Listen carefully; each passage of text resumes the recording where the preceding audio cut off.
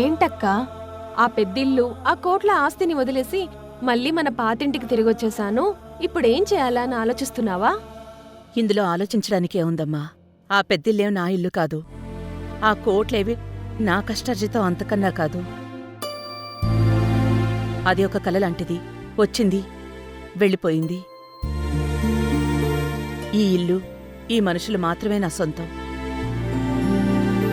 ఒకప్పుడు నా చేతిలో రూపాయి లేదు. ఆ రోజుల్లో నా బతుకు పోరాటానికి నా చేతుల్లో నా ఆయుధమే ఆటో.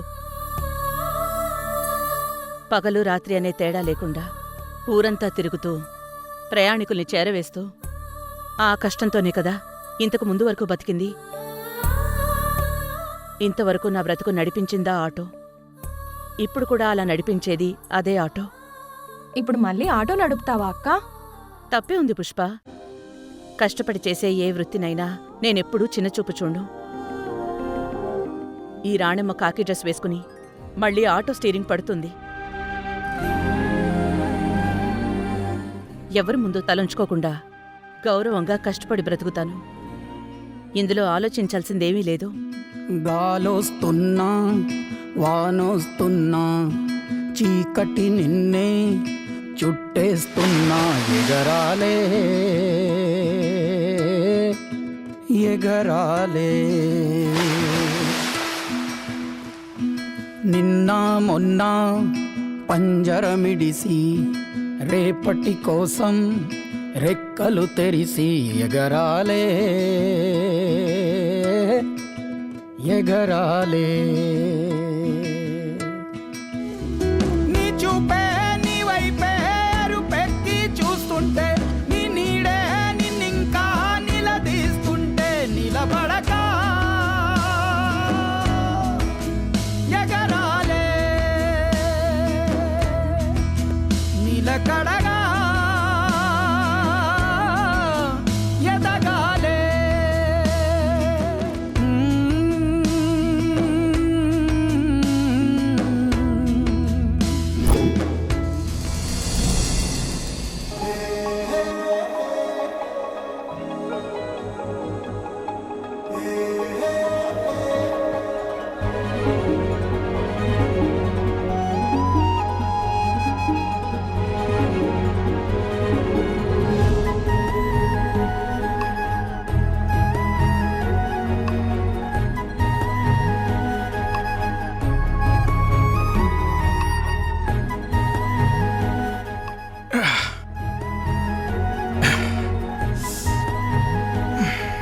కృష్ణ, ఏంటిది? జ్యూస్. వర్కౌట్ చేసి బాగా అలసిపోయావు కదా కృష్ణ, ఎనర్జీ వస్తుందని నేనే స్వయంగా నీకోసం చేసి తీసుకొచ్చాను. కానీ నేనేం నిన్ను అడగలేదే. భార్యని కదా కృష్ణ, నువ్వు అడగకపోయినా నీకు ఏ సమయంలో ఏం కావాలో చూసుకోవడం నా బాధ్యత. అయినా అడగకుండా ఇస్తే తాగవా?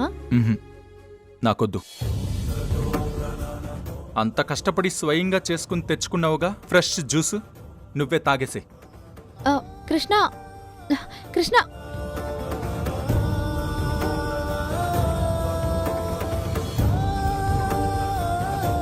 అత్తయ్య చెప్పినట్టు నా మనసులో ఉన్న ప్రేమతో నీకు మళ్ళీ దగ్గరవ్వాలని నా ప్రయత్నం నేను చేస్తూనే ఉన్నాను కృష్ణ. అయినా కూడా నువ్వు కావాలని నన్ను అస్సలు పట్టించుకోకుండా నన్ను దూరం పెడుతున్నావు.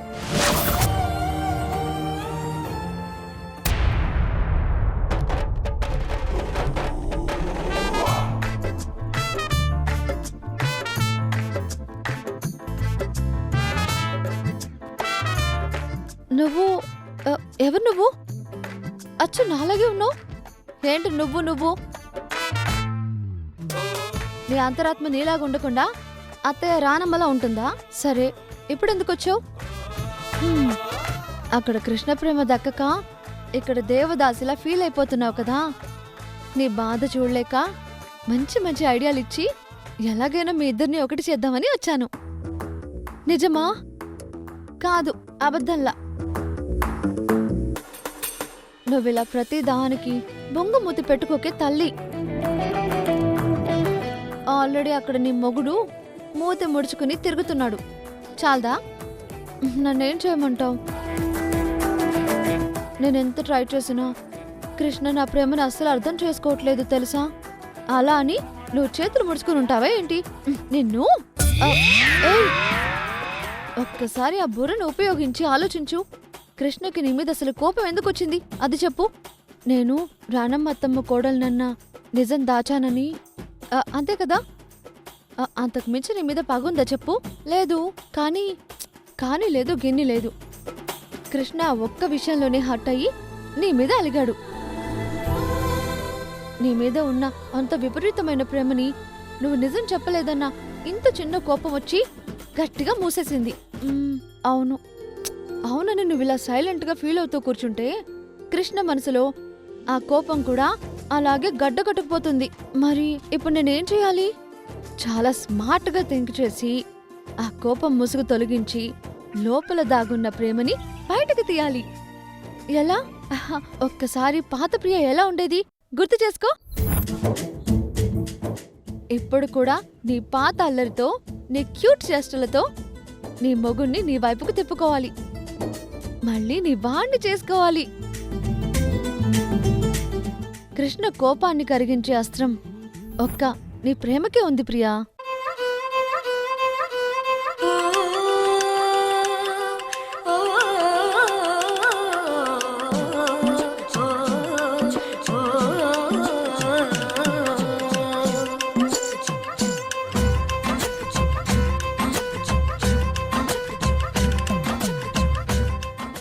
అంతే అంటావా? 100కి 100% అంతే.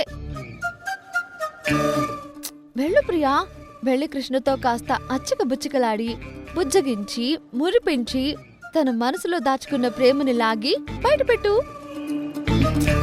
ఆల్ ది బెస్ట్ బంగారం.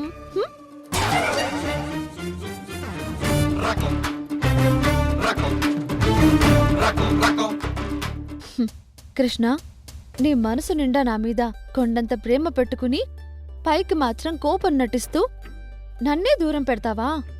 ఉండు, చెప్తా నీ పని. ఈ ప్రియా అంటే ఏంటో ఇప్పుడే చూపిస్తా.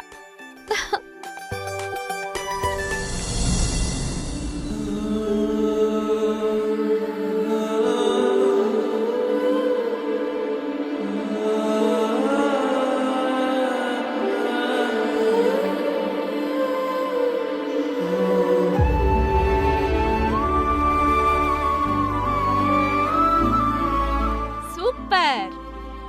ఆల్ ది బెస్ట్ అక్క. Thank you. అన్నయ్య, వదినా, ఏమా మాధవి, ఆరోగ్యం ఎలా ఉంది? బానే ఉన్నానండి. బుజ్జమ్మా, ఏంటమ్మా ఇది? ఇన్నేళ్ళు ఆ ఇంట్లో మహారాణిలా ఉన్నావు నువ్వు, మళ్ళీ ఈ డ్రైవర్ అవతారంలో ఆటో ఎక్కడమేంటమ్మా? ఓడలు బళ్ళవుతాయి, బళ్ళు ఓడలవుతాయి అని పెద్దలు ఊరికే అనలేదు.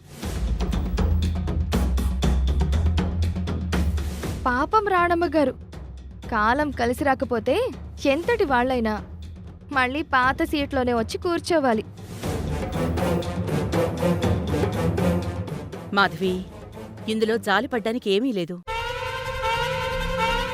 కాలం ఎప్పుడూ ఒకేలా ఉండదు కదా. గోడ మీదున్నా బండి మీదున్నా ఏ సీట్లో కూర్చున్నా నడిపేవాడికి దారి తెలియాలి. అది నడిపించే దేవుడి మీద నమ్మకం ఉండాలి. ఆ నమ్మకం నాకుంది. అసలు దీనంతటికీ కారణం ఆ చిత్రావతి. ఇంట్లో వాళ్ళందరి ముందు నిన్ను ద్రోహించేసి ఆ ఇంట్లో నుంచి బయటకొచ్చేలా చేసింది. ఆవిడకసలు మనసే లేదు రాణమ్మా. ఇలా అంటున్నానేమీ అనుకోవద్దు వదినా. తనదేం తప్పులేదు. పిల్లల్ని కన్న తల్లి కదా, కడుపు తీపి అలాగే ఉంటుంది. తన పిల్లల్ని వెతుక్కుంటూ ఎన్నో ఏళ్ల తర్వాత ఇంటికొచ్చింది. తన స్థానంలో ఎవరున్నా అలాగే ప్రవర్తిస్తారేమో. పాపం, ఇన్నాళ్ళు పిల్లలకి దూరమై తను అనుభవించిన నరకం చాలుదినా. ఇప్పుడు మనం కూడా తనని నిందించటం న్యాయం కాదుదినా. దేవుడు రాసిన రాతకి ఎవరిని నిందించేం లాభం? సరే, రాణమ్మ గారి సంగతి సరే, ఎలాగోలా బతికేస్తారు. కానీ అక్కడ పెద్ద ఇంట్లో ఉన్నా మన ప్రియ ఏమైపోతుందో ఏంటో ఇప్పుడు. మొగుడు మొహం చూడ్డానికి కూడా ఇష్టపడట్లేదని విన్నాను. ఈరోజు మీరు కూడా ఇంట్లో నుంచి బయటకు వచ్చేస్తారు. ఒకవేళ ప్రియని కూడా గెంటేస్తే రేపొద్దున ఇదే ఆటో డ్రైవర్ బతుకుతుందేమో. చూడు మాధవి, నేనా పెద్దింటికి వెళ్ళినా కారులో తిరిగినా నా వృత్తిని, ఆటోని నేనెప్పుడూ మర్చిపోలేదు. ఎప్పుడూ చిన్నచూపు చూడలేదు. కష్టపడి సంపాదించే ఒక్క రూపాయి అయినా సరే అందులో ఉన్న తృప్తే వేరు. నేనొక ఆటో డ్రైవర్నని చెప్పుకోవడానికి నేనెప్పుడూ సిగ్గుపడలేదు, భయపడలేదు. ఇక మన ప్రియ విషయానికొస్తే, ప్రియా ఆ ఇంటి కోడలు. కృష్ణకిప్పుడు తన మీద కోపంగా ఉండొచ్చు, దూరం పెడుతూ ఉండొచ్చు. కాని కృష్ణ మనసు చాలా మంచిది. ఎప్పటికైనా మారతాడు, ప్రియ ప్రేమను అర్థం చేసుకుంటాడు.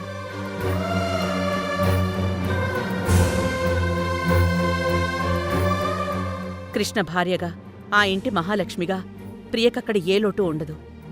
కాబట్టి మీరు ప్రియ విషయంలో ఎలాంటి కంగారు పడకుండా ధైర్యంగా ఉండండి.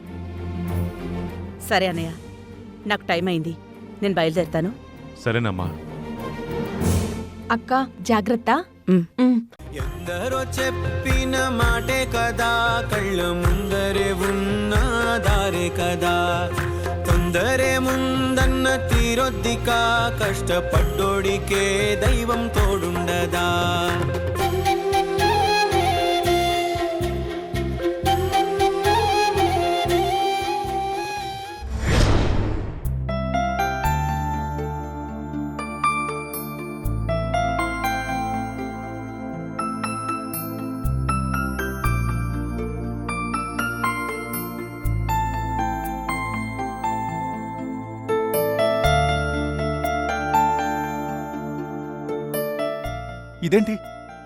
ఇదేంటి వాటర్ రావట్లేదు?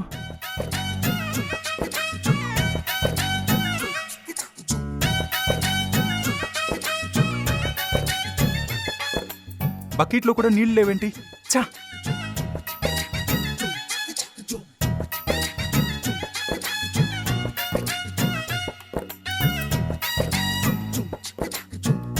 ఏ పంకజం, ఇక్కడ షవర్లో వాటర్ రావట్లేదు, కళ్ళు తెరవడానికి కూడా కావట్లేదు. త్వరగా వెళ్ళి చూడు పంకజం. పంకజం, పంకజం, త్వరగా పంకజం. వచ్చావా?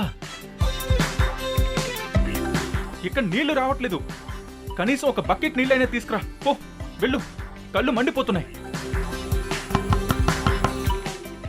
వస్తున్నా.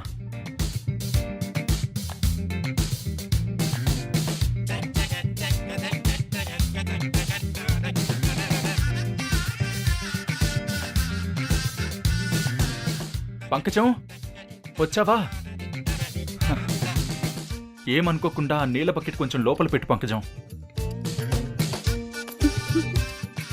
పంకజం అయితే లేదు, కానీ బకెట్ నీళ్లు మాత్రం ఉన్నాయి.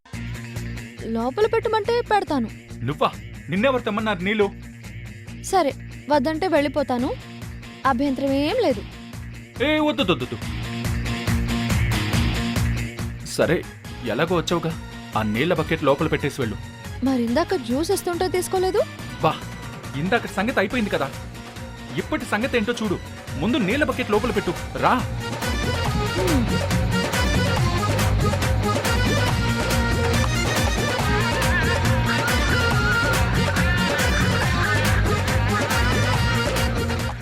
ఇదిగో,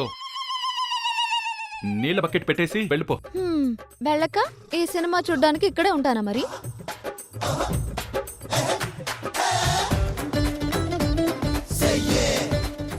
ఏయ్, ఏయ్.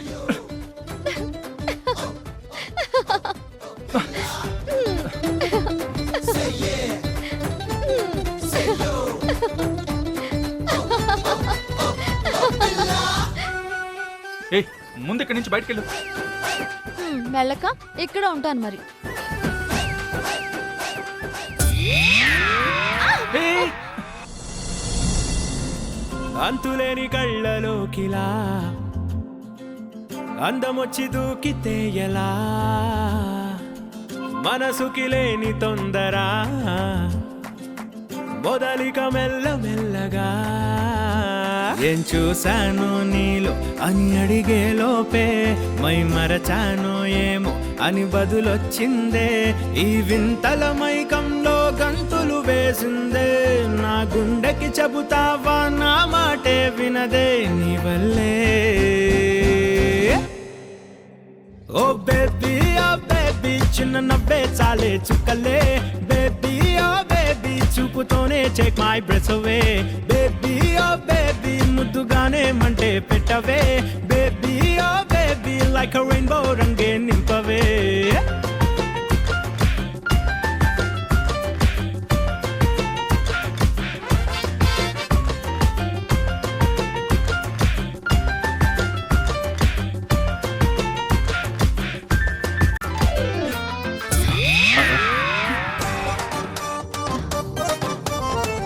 అసలు నిన్ను ఎవరు నీళ్లు తెమ్మన్నారు? నా విషయంలో జోక్యం చేసుకోవద్దని నీకెన్నిసార్లు చెప్పాలి? అక్కడ పంకజం లేదు కృష్ణ. కింద మోటార్ ఏదో రిపేర్ వస్తే దాన్ని బాగు చేయించడానికి వెళ్ళింది. ఆయన పంకజం లేకపోతే ఏంటి? నేనెవరు? నీ భార్యని. నీ అవసరాలన్నీ నేనే కదా చూసుకోవాలి. వాష్రూమ్లోకి నీళ్లు కూడా తీసుకురాకూడదా? ఏయ్, మళ్ళీ అదే మాట అంటావు? భార్య అని మన మధ్య ఉన్న బంధాన్ని గుర్తు చేయకు. ముందు నువ్వు బయటికెళ్ళు.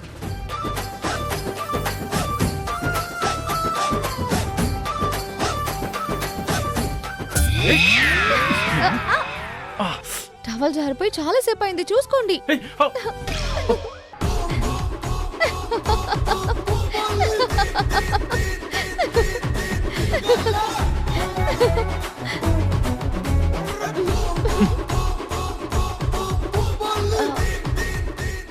శ్రీవారు, కొంచెం డోర్ వేసుకుని స్నానం చేయండి.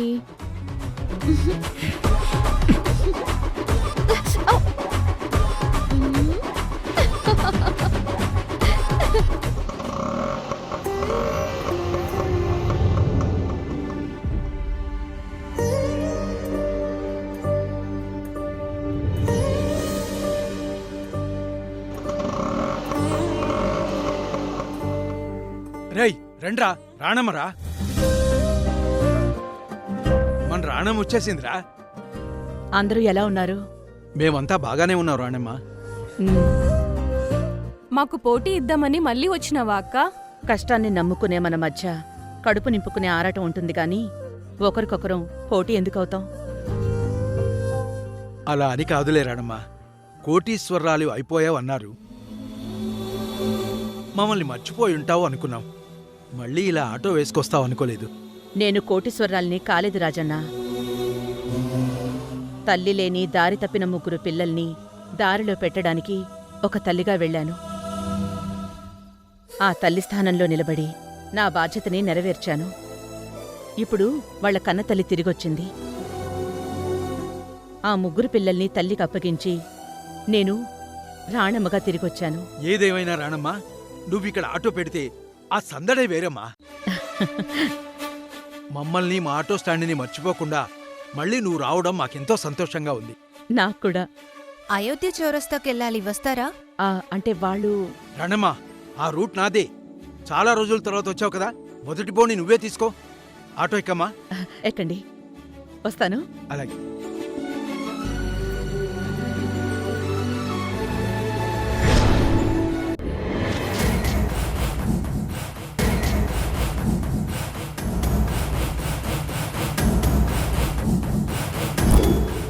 ఏమండి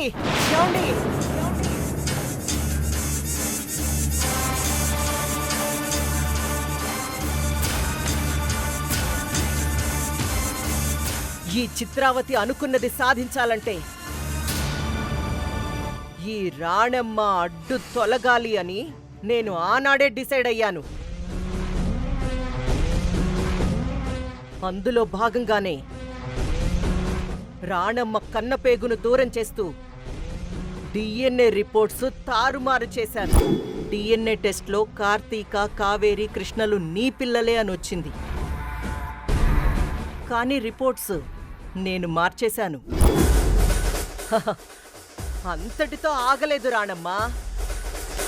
నీ బలాన్ని దెబ్బ కొట్టాలంటే ఆ విజయ్ గాణ్ణి వాడుకుని నీ మేనకోడలు ప్రియని చంపించడానికి కూడా నేను వెనకాడలేదు.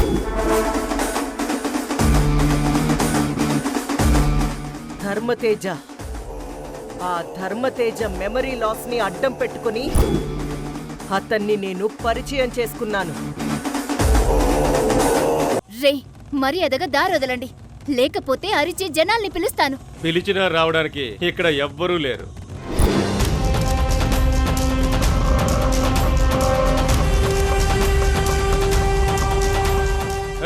మాటలతో టైం వేస్ట్ చేయకు, పట్టుకుండ్రా.